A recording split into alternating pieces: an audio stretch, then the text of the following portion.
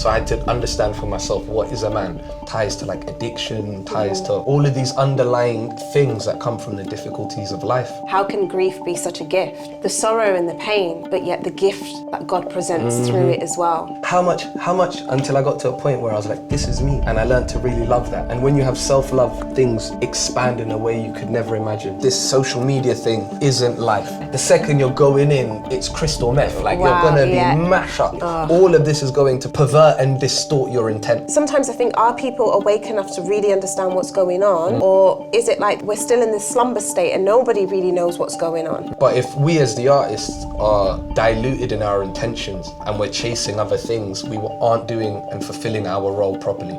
In the ocean, there's sharks, there's other things going on. So it's important to be safe. An artist connected to truth, they are an unstoppable force.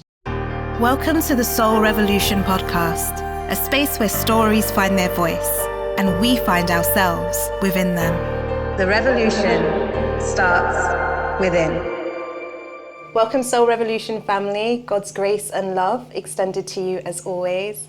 Today we've got a very special guest, a guest who is very dear to my heart because I've been following his journey for a while now, and his music and his medicine has impacted my heart in a huge way. So with no further ado, I'm not going to keep it long, we've got Brother Fasil with us today. Welcome. Hello, hello. How are you? I'm very well, thank you very much. We've had laughter and tears already. Already? Yeah, before this camera even clicked. Yeah. So we're really excited to have you on for many reasons. One of the reasons is because you're performing at Soul Revolution this year, but also because, as I've already said, myself, Brother Gurjeet, and many other people within the Soul Rev community have been following you for such a long time, and your music has impacted lives. Definitely my life as well. So thank you so much for being here with us. No, it's an absolute pleasure. Where do we start? Where do you want to start? I'm an Operation Open Book. Okay, let's start with your name. Yeah. Because you were telling me about your name, how to pronounce it correctly. Yeah, Faisal, my name, which name? That's my government name. That's your government name, and my artistic name is Facesoul. That's it. And the reason I did that was I wanted to create an archetype or an expression that wasn't just myself, but the best of what myself could be. And I created that and didn't want it to be too far away. I wanted it to feel close to home as well. And I think that's where the name kind of birthed itself from. Yeah. And then did the music come first or did the name come first? Or did you see a difference within your music when the name landed? Yeah, so the music's been going on. I've been singing since I could talk. Of course. And then when I was about 17 years of age, purpose and intention kind of went with it. And I wanted to make a transition from my actual name, Faisal Salah, because it felt too close to home. And so then I wanted to create this. And then the music was happening concurrently. And then when the name really landed, it really landed. Sure, okay. Tell me about some of your musical influences growing up. What were you most inspired by? Oh, it's a big range. Yeah. I can go from the first ever hearing music, funnily enough, I don't hate you, but I listened to, I remember as a kid watching Aaron Carter when I was 4 or 5 years old, little blonde boy with a bald cut, having lady issues on top of a mountain. And I remember being 5 or 6 years old with an overactive imagination, being like, that's me, do. And then obviously I had older sisters, so I ended up having really got introduced to a lot of R&B music quite early on. Music Soul Child was one of my first, oh my days. Yeah. The song he did with Carlos Santana, Nothing at All. And then from there, it just opened me up to music. I think when I was about 17 or 18 or 19, that's when I think certain musicians really impacted the course of my life, whether it's Frank Ocean and whether it's James Blake. I usually tie those two quite close. Yeah. Do you come from a musical family, your siblings, your mom, are they? No, I don't like music like that. No. Okay. But my siblings are so creative. Sure. I remember being in high school, my oldest brother was a beatboxer, which inspired me to get into beatboxing. My other brother could do honestly tone for tone an incredible Trey Songz impression. Okay. yeah, he could do it. And I have another sister who can sing really beautifully as well. And the youngest one is she's got an incredible voice herself. Okay. But none of them have really decided to go down the avenue and the avenue of the arts in the same way. Yeah. And so when you decided that this was your path, how did your mom and your siblings respond to that? I've been singing non-stop, I guess. So they've always been like, this guy's never going to shut up, man. Okay, So they're like, okay. But then when I first started doing it properly, it was tied to Islam and it was tied to faith. So my mother would start hearing from people, this young man, Faisal Salah.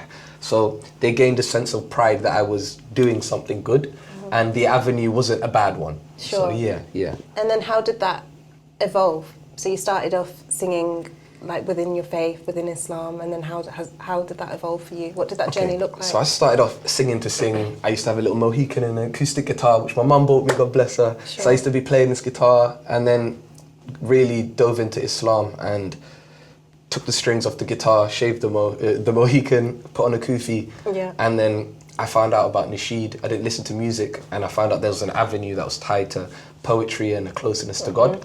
And then did that for a number of years, and alhamdulillah I got to travel with scholars, got to be part of beautiful movements that inspired people towards good, and that really influenced my character so much, and my intentions behind what I do. And then I came across this quote once: "The best of mankind are those who benefit mankind," and it stumped me because it didn't say the best of mankind are those who benefit Muslims. So here I am just sharing like the fruits of my traditions in an echo chamber. Like everyone's already here. Yeah. So I took it upon myself to try and apply this medicine into secular spaces, places where these fruits aren't readily shared but could be a big benefit for people. So then that took me on the journey of ping-ponging around, opened me up to music in so many different genres, so many different ways of expressing, but fundamentally I always kept it in that line of trying to just create some goodness and some medicine. When you stepped out of the community that you were in, how was that transition for you? So you're moving into the more secular spaces, as you said. How did that feel and look, for not just yourself, but how people were responding to that? SubhanAllah, like, to be honest, there was never really any negativity from people. Like, in the sense of, like, I always kept myself, generally speaking, to myself. And when I did share, if you hear what I'm talking about, you don't really want to attack me, do you? It's just like, it's just me pouring out my heart and the difficulties that I've gone through and just trying to keep faith. So it's like, you can already tell I've come from a pretty, like, soft place. So you don't want to kick a person when they're down. And I don't think my music invites that sort of energy, I think. Yeah.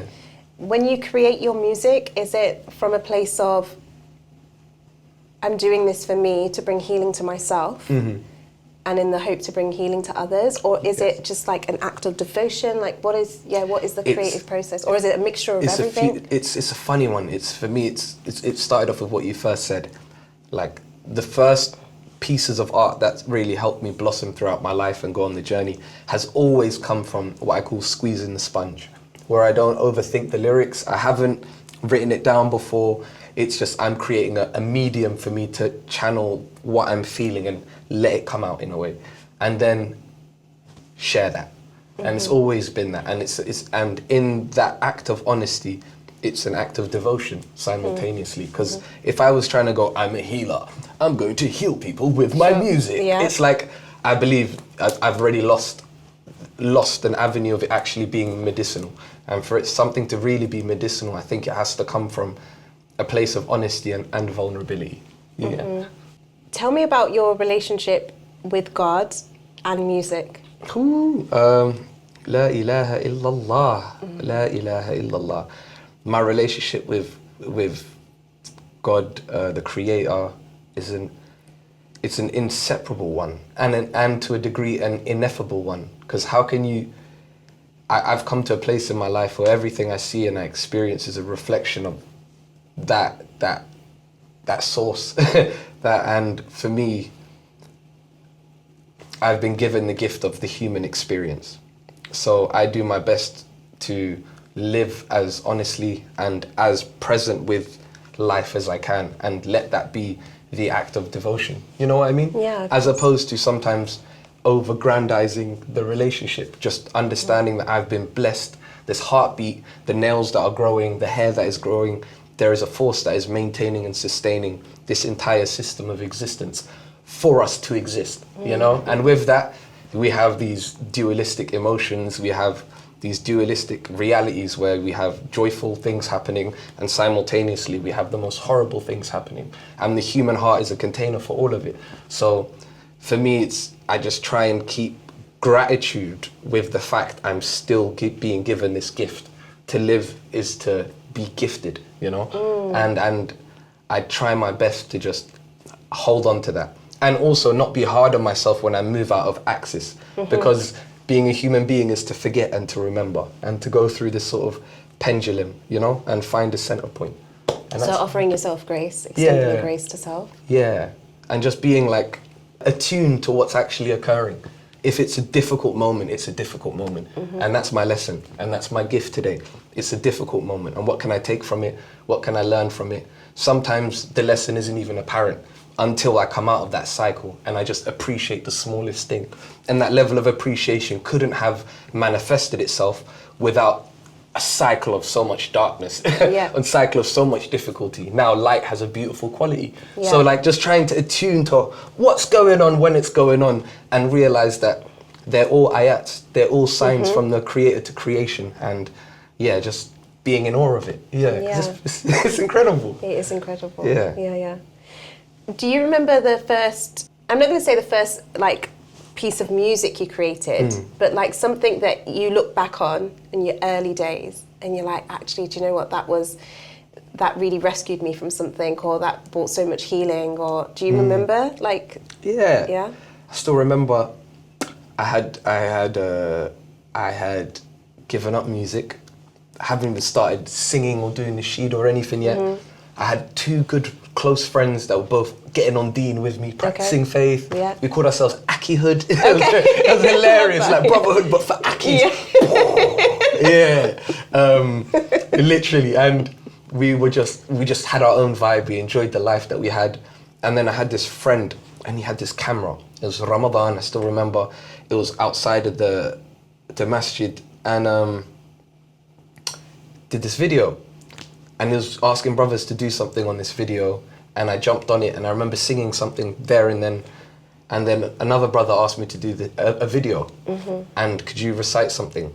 And I didn't know what to share. This is a big opportunity, maybe I could do some good from it. And then the first thing was the same thing I said to you earlier, just be honest. Be honest and start from that before going anywhere. And that's where I did the lyrics that you first mentioned when we were outside. Subhanallah. That I'm not perfect, far from that. I find it hard to lower my gaze, struggle to pray my salah. Ain't memorized the Quran, have I implemented the pillars of Islam? So at night, I wonder about my fate. I remember it, and I was like 17 years of age, and that really altered the course of my life. Today's episode is sponsored by Facesoul. Facesoul are on a mission to build soulful spaces, empowering communities and nurturing individuals. To find out more, connect with them on their socials or via their website. Talk to me about that, the course of your life then, from 17 onwards. Woo! All right. All right. I'm going in. Throwing you in, I still remember, I had a difficult upbringing. It was quite a challenge, without going too deep into it. And I just needed faith. I needed direction. I needed like role models. I needed a way to be, because the environment around me hadn't shown me where the next course of a man's life is supposed to go. My father wasn't there for like a period of the formative years of like my teenage to 18. So I had to understand for myself what is a man, and understanding that I had to think about where to go and where the direction is. So those years of my life were me just learning, knowing I don't know anything, and enjoying being ignorant. Like, I know I don't know, so let me be a student. Let me be a student amongst teachers. Let me see the way the teacher conducts himself. What's his adab like? Ooh, I want to be like that. Write down the way he did something and try and do it myself. Hear a quote that's amazing. Do my best to take up and learn, and just learn and learn and learn. So those years were filled with like seeking knowledge, I guess. from like 17 to maybe 25. And then when did you realise that your music was kind of creating this ripple effect outside of like your community, and you know, you've gone into the secular space? When did you actually realise like, oh wow, this is actually happening, you know, there's like a force? It was the colour show, I guess. So there was this period of time beforehand where like I just did one video on Instagram. The next day this guy reaches out and he's like, there's this dude that wants to meet you. So I go to a studio. The guy was strange, but I ended up meeting this really cool person. No, honestly, I ended up off the back of it meeting this really cool individual who decided that, like, I asked him to manage me. He said yes, and we went on a journey for like 2 years, where he said, what do you want to do? I said, I want to do something like the Colours, maybe do something with the Grammys one day, and maybe like perform in front of this many thousand people. Okay. Within 2 years, subhanAllah, we ended up doing the Colour show, something ended up being on the Grammys, and then I was performing in front of a large number of human beings. So that's when it really like landed and the shift came, because before then it was just me recording. But then after the Colour show, the record came out, and subhanAllah, that's when the ripple effect slowly began, I think. Or I realised it began. How have you dealt with that? The popularity, the fame that comes with it, the pressures that come with it. Honestly, like Allah is the grand leveler of the ego, like the grand leveler. I remember I had such difficult things happen simultaneously to me getting like my first ever record deal was simultaneous with like my parents splitting up. Like same time I'm signing it, I get met with some realities of life. Before my Colours show came out, I had witnessed the loss of a very, very close friend of mine, my sister's partner, and dealing with grief cycle that I can't even really put into words. At the same time as, oh, my dreams coming true. Like, oh, this is the best, this is amazing. But my actual lived experience was so difficult at that time that if I didn't have one, or if I didn't have the other, I would have been intoxicated either way. If I had all the success and all the euphoria of everybody telling me it's all great, I probably would have digested that and God knows where I would have been. Simultaneously, if I'd only gone through the grief and the difficulty of this experience, I don't know how much longer I could have continued going. So I feel like the Most High gave me this incredible, like, in hindsight, grand leveler. And at first it was weird because people would meet me and expect me to be overjoyed when they're telling me, bro, you made it, or you've done this thing, or how I'm doing, bro. All I can be like is, I thank God, like, but they can feel sensationally, I'm quite neutral. So I felt a little alienated for a while, I can't lie. But that was a result of my own lived experience. And alienated from people? Just like actual people that I was super close with, because if people weren't helping me navigate the complexities of this grief-filled situation and scenario, I just don't have the time. And I don't have the energy to partake in the humor or the facade that isn't my actual experience.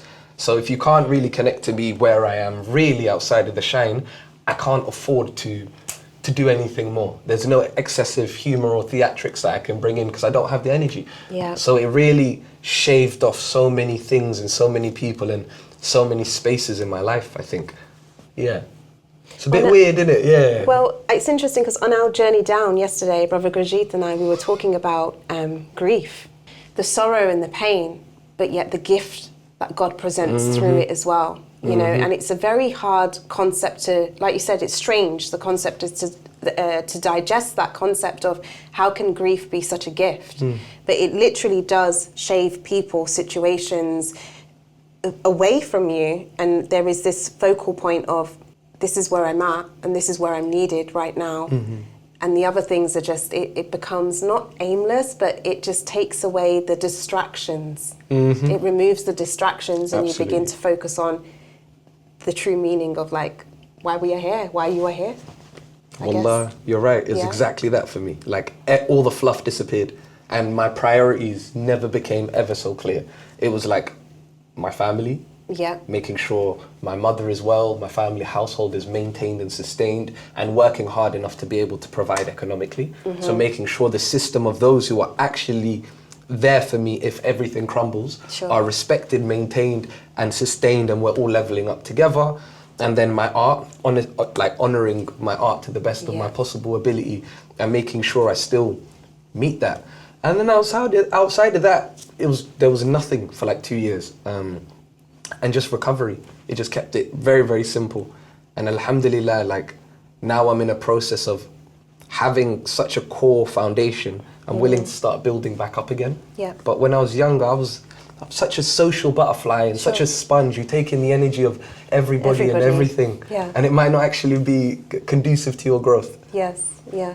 How have you learnt to like navigate that then? So still being a social butterfly, yeah.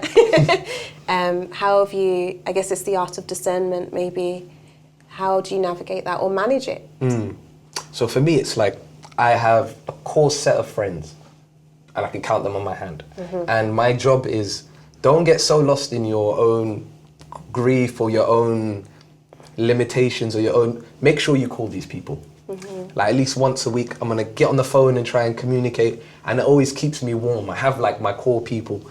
And then thankfully with the art that I do and the work that I do, I'm in so many spaces, I get to meet so many different people, which is a beautiful thing. So I distill between like the people and the relationships that really make me who I am, and make sure I serve them and make sure they know I love them, check in. And then outside of that, everyone else is a bonus. You know what I mean? Yeah, that's the way I kind of see it. And I have time, I have patience for people. Yeah, and the bigger socializing I only do when I'm in the energy to do it. The other one, I love the friends that I can be there with, like, they say with your arse out, like just absolutely just lazy. I can be happy, I can be sad, I can be anything and it's okay. And then build up my energy for those moments where to socialize and to be in community, you need to have patience, you need to have tolerance with yourself, with other people, compassion. It's a bit of legwork, so I always prepare myself for those situations these days. Yeah. You entered into marriage last year, congratulations. Allahu Akbar, yes, I have. Yeah. How is that? Wicked. Yeah. Yeah. I always see it as like, if you don't mind me getting into it, of course. It's like, in life, it's like being a teenager, I always, like maybe, you know, when you're trying to develop, I wanted to have big muscles. I wanted to maybe, can I grow a bit taller? Like how much, until I got to a point where I was like, this is me. And I learned to really love that. And when you have self-love, things expand in a way you could never imagine. You see the qualities that are unique to you and learn to love that and appreciate things in other people, but also really appreciate what you are. And coming into marriage is the same thing. Like I see my wife as like an extension. I'm like, the way I love me for who I am, the good, the bad, the up and down, I have this extension of this incredible human being with her amazing qualities, with her not so amazing qualities. This is the process, but knowing this is my lot in life. And when you know something, it's just amazing. You're not second guessing, you're not questioning, there's a groundedness, and with that, it's like fertile life. Yeah. And how do you keep grounded in a world that is so full of distractions, pulling you left, right, you know, all over the place? How do you stay grounded within self? How do you stay grounded within your marriage? The way I stay grounded in myself is a recognition of my own shortcomings and recognitions of the directions that I want to go. Yeah. So I know like I'm not perfect, so don't get lost into anything else. Do your best to work on yourself and focus on that. Because if that improves, if you can improve the quality of yourself, your experiences will be better. So I don't get too lost there. And with my marriage, my wife is the most grounded lady ever. ever. Alhamdulillah. So for me, if my head's in the clouds, and I love that about her. It's like the most amazing thing. I don't have to feel fancy in any way, form or shape. I can just be me, and that's the part she loves the most. Yeah, so I'm grateful. How has your music evolved then? So if you look back to like maybe 20, I don't know, even like 5 years ago, to where you are now. I think we even hit on it earlier on when we were sat outside. You're talking about your new album being released next year, which is super exciting. Maybe like a month and a half even. Oh, is it? Like, it's soon. Oh, it's soon. It's not next year. 2 months. Yeah, wow. It's gonna be a wild one. Okay, amazing. Yeah.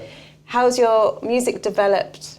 The way it has developed is dynamism. It's a lot more dynamic.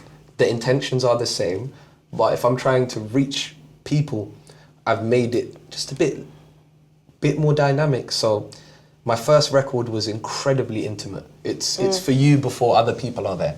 Like, and when it comes to life in intimate spaces, the second one's a bit bigger, and then the third one is a result of me touring and traveling and being like in front of 2,000 people or 3,000 people, and I can't just.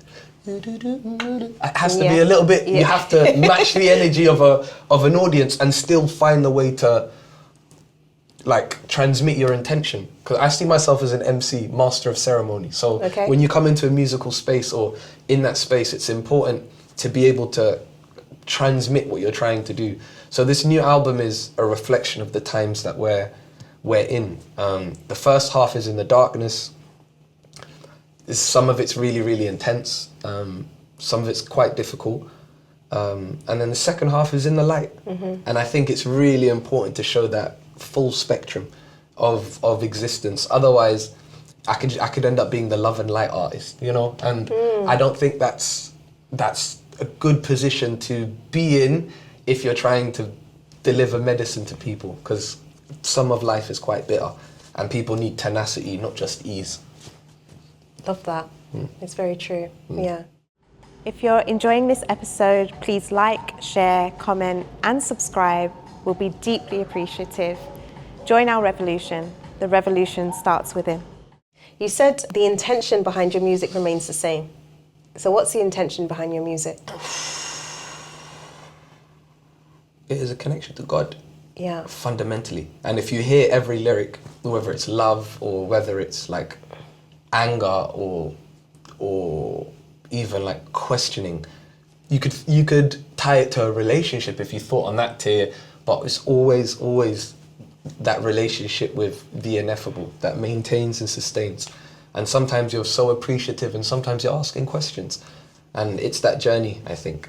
It will never stop for me until the eyes close forever. Yeah. It's a process of inquiry, because like we don't have the answers. We're just on this journey of learning, and we'll never have the whole thing until we return to the whole thing, you know? So, yeah. Where do you believe your path is taking you? I believe my path is taking me on a journey of medicine, community, deep community. If a branch breaks in branch breaks in the forest and nobody hears it, does it make a sound? Yeah. It's good enough having all of these feelings inside of my heart, but if I don't share it with people and I don't connect and learn, it doesn't grow. So for me, I think the next cycle of this journey is a deep relationship with community all over the world and spending time building foundations, and from that, see where things blossom.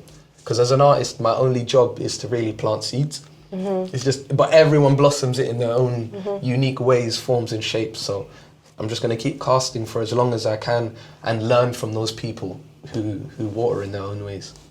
What does community look like for you? Deep community, you said specifically. Yeah, the community means to me, it's like come to unity. It's this gathering of all of these different, imagine like a circle, everyone's on different directions in their own life, right? Different degrees to each other. Some believe this, some believe that, some like this, some hate that. But community is that place where we're all together. And when you're all together, all of those colors mix, people can learn, we exchange information, we exchange ideas. Like in Islam, they talk about people that gather fi sabilillah, in the way of Allah. And then, if I'm paraphrasing it, but they say the angels, they come to that gathering and enshroud it with their wings, and on top their wings, till it reaches the highest of heavens, and it's a direct connection, and they say mercy is bestowed, and even for those people who didn't come with that intention, still reap the benefit. So it's that hub, it's like where the best of humanity can take place, because we're not supposed to exist in isolation. Yeah, I really think that. So when we all come together, magic things can happen. if we come together, government can't be government. Yeah. You understand? Yeah. That's why fragmentation is the tool. Yeah. We're just so isolated in our phones, in these spaces, because once the human beings like come together, we become like an organism. And I want to nurture that again. My only job is to try and break down that internal separation and learn from people, man. Mm-hmm. Yeah. Because when people share, whoo, it's different. Life is different. Because I think everyone is searching for home, aren't they? They're searching for, and when I mean home, I don't mean like home as in four walls, a place of like belonging, a place of acceptance. I'd like to know, like, if you journey through, and maybe you hit on it earlier on when we were outside, but you know, like did you journey through like an identity crisis? How did that actually play out within like your community, like within mom and family, and then just within yourself, and then you and faith? I could start off with not having my father around during the period of time of moving into adolescence. I didn't have a strong reinforced sense of self. So I'm seeking everywhere. And I think just like many young men in religion, you end up diving deep into it and trying to find yourself in that and identify as just, I'm a Muslim, which is great. However, I did that singing thing, and then next thing you know, I'm on a platform. So simultaneously, you're a role model now. So. And you were like 17 or something? Yeah, 17, 18. And and it was important to uphold that and to learn but at the same time, then the influences on my identity were all external. Yeah. Did you get what I'm saying? Oh, these people see you in this way. You can't lack or you can't slack. It's all external. And if you judge yourself by the outside or for long enough, I think something breaks down, because that's not really it. Who are you? So I went on a period of time of like that mask breaking. We were talking earlier on about unity, bringing people together, you know. How do we do that in this current climate? How are we going to achieve that? It's the art. Yeah. Art is the grand unifier. Yeah. It's the grand unifier. It doesn't matter what race, gender or religion a person can be, political views, you can catch them all at the same festival. You know, catch them in the same concert hall. Yeah. And it's a deep responsibility of the artist to communicate the unseen. And that is our role, really. We're meant to show and highlight what's in the cultural zeitgeist and reimagine it in a better way. That's our actual job. And then we put that into the hearts of the people, and then the people go out into their daily lives and carry those intentions into what they do. But if we as the artists are diluted in our intentions, and we're chasing other things, we aren't doing and fulfilling our role properly.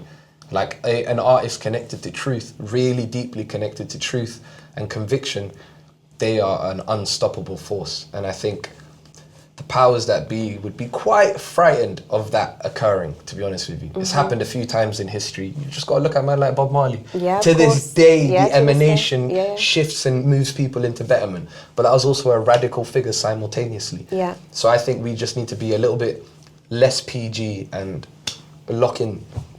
Who are you currently listening to? What's her name? Lydia Haley.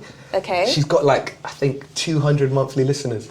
Oh, wow. She's amazing. Okay, big up Lydia. Yeah, if I could find her, if I got the name correctly, Yeah. her music is deeply personal and moves me at the moment. Okay. But apart from that, I've not really been listening to music recently. I was listening to the new Clips album on the way here on the Line bike, just because I want to tap into what the culture's currently saying, but still, nah.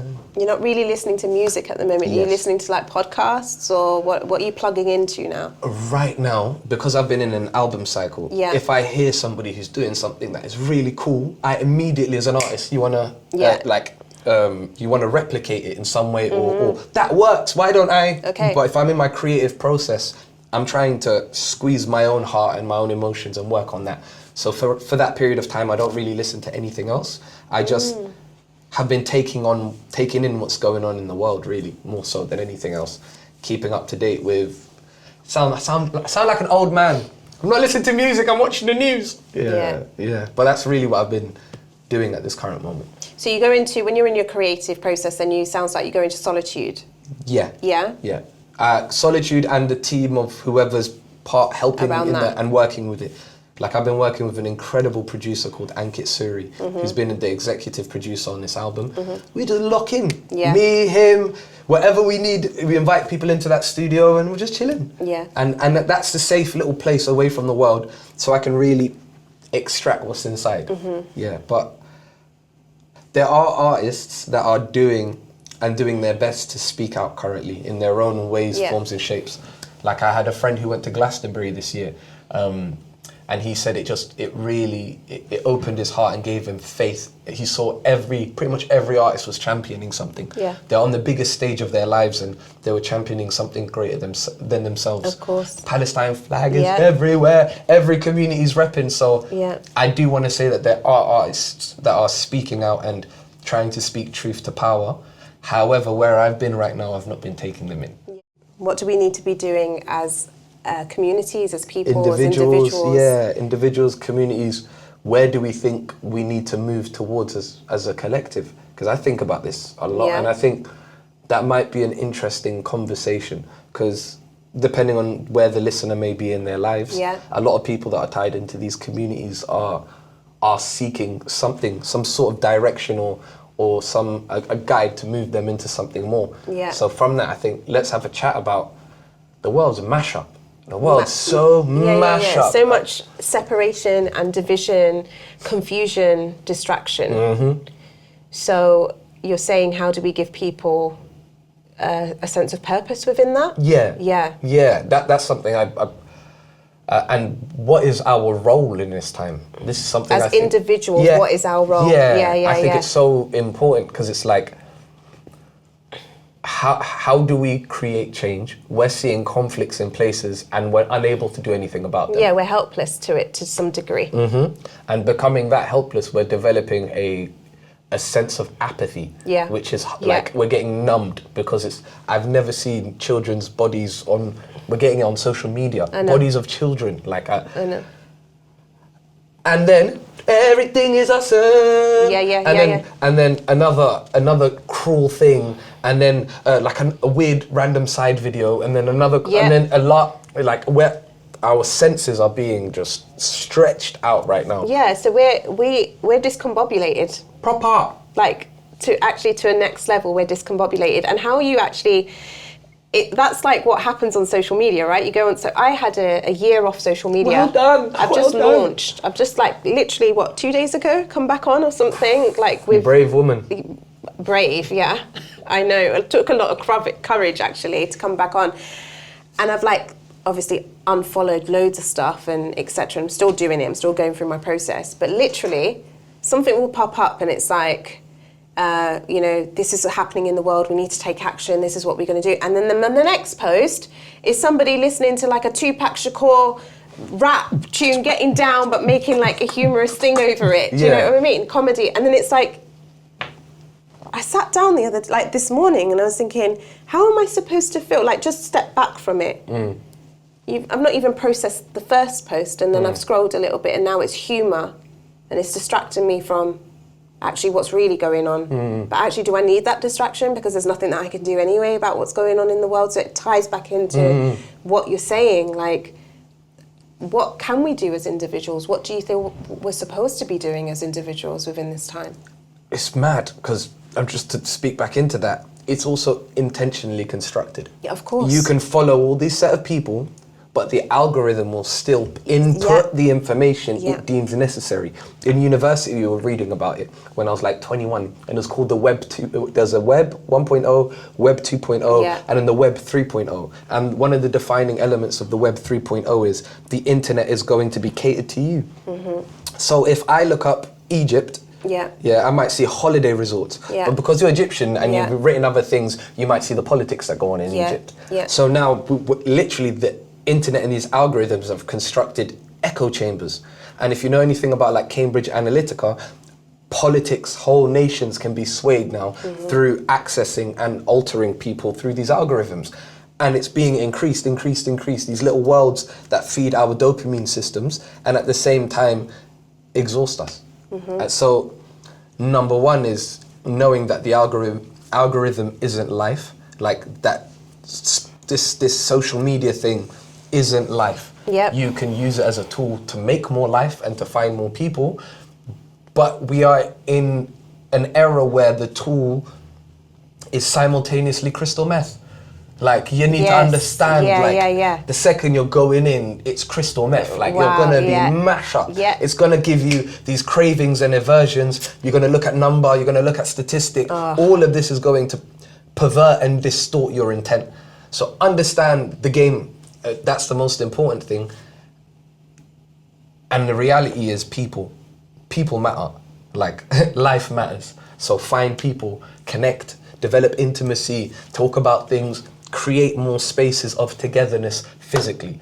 And if we can do it digitally, that's even better because everyone's on it digitally. But remember, it's crystal meth. It is crystal meth, 100%. And I think that balance between the two of generating meaning, creating spaces of togetherness, and formulating tangible action together. Like, I always think of the story of the boy and the starfish. Yeah. Like, there's a man driving and he comes across this beach and there's thousands of starfish like scattered all across the beach, and there's this one little boy who's like picking up starfish and lobbing them, picking up starfish and lobbing it back into the ocean, but there are thousands, right? So the man comes over and he's like, so what are you doing? Like, can you not see, like, ultimately you're not gonna get, it doesn't matter. But then he turns around and he says, but to that starfish it matters. So like, never in the stomping of these giants, of these like super nations fighting each other, making us feel like we can't do anything. Every small action is major action. Every small step is major step. Yeah. But we need to feel it, and coming together, I think, is the most important thing. And having circles and spaces and growing it from that point of like, I matter. Like, the things I do matter, the friendships I hold matter, whether I clean up trash in front of me, whether I feed one homeless person, it matters. But to generate more of it is really, really important, and physical community is going to be the medicine. And we need to like get ourselves back out into physical community, because that's where your tolerance is going to be tested. That's when you see people from different walks of life and you actually exchange energy. Internet's crystal meth, like, so doing it on the internet, your thoughts are going to be also reinforced, twisted, and like turned by like algorithms. Like, so just being in front of somebody, there's no algorithm that, you know? Yeah. And I think more of that, we can develop a sense of collective empathy and can then from that point develop collective action. So using the crystal meth, not allowing the crystal meth to use you. Yeah, but no matter what, it's going to use you. It's going to use you so anyway. know that you're going to be used by it. So like, how much of an addict are you going to make yourself? Yeah. This is if you're going to use the internet. How much of it are you? It's going to do that. So how do you manage it? Oh my God. The way I manage it is I'm trying to go back out into physical spaces. Okay. I manage it very poorly. At times, very poorly. So poorly sometimes. Listen, I'm a natural addict, man. Being an artist and a creative, like, I got problems. So it's like, I know it's a problem because of how much it can affect me. And the least I can do is shout about it as much as possible. Yeah, of course. Yeah, of course. It's mad. There was a documentary a while ago about social media and stuff, and like the makers of TikTok and Instagram and all of that stuff, they don't allow their children to be on it. They're not on it themselves. Exactly. You know, like, exactly. Yeah. Bruv, we have life. We have physical life. We are alive. Like I say, 16 trillion single-celled organisms. You go out into nature, you're dealing with natural stimuli, like present matrix of life. It's there. It's so dynamic. You can feel it on your skin, in your body. And then there's this digital realm that does its best to replicate it. But all that is doing is going into this. Yes. Do you understand? Yeah. When there's all of these other centers of within ourselves. So we got to get outside and we got to talk to people. We got to be physical. Of course, we have this incredible technology. We've got AI. We're moving forward at such a fast rate. Yeah, we can do. ChatGPT. Listen, that's my uncle and auntie. Listen, I can't lie. ChatGPT's got me through some difficult times. Listen, I was listening to somebody the other day, a podcast, and the lady said on it, she uses ChatGPT as her higher self. This is what's happening now, yeah? So she's putting in ChatGPT.